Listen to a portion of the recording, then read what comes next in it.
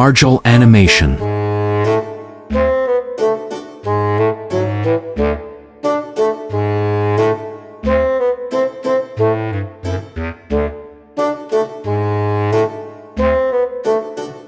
Sakripisyo ng Nanay G. Mga kababayan, wala nang mas grabe magsakripisyo kaysa sa nanay. Kasi sila yung tipong kahit walang-wala na may madudukot pa rin. Di ba pagbaon sa school, kahit wala ng budget, makakagawa si nanay ng paraan. Yung baon mo? Rice at hotdog pero yung hotdog kalahati lang, hiniwa pang paslant para magmukhang marami.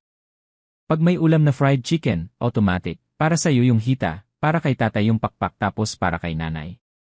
Yung lig. Ilang nutrients ba meron sa lig? Vitamin bonds? At pag may bisita, kahit gutom na si nanay, siya pa ang huling kakain.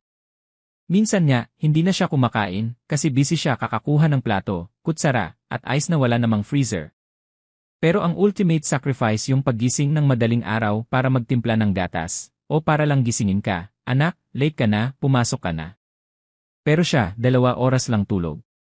Higit pa sa pisikal na sakripisyo, dala rin ng mga nanay ang bigat ng emosyonal na pasanin, ang kanilang pag-aalala sa kinabukasan ng mga anak at sa kabutihan ng buong pamilya. Sila ang takbuhan sa oras ng problema, at kahit sila mismo ay pagod at may iniisip, kaya pa rin nilang magbigay ng lakas ng loob.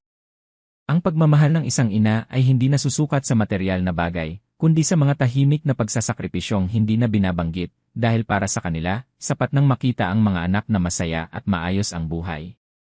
Salamat po.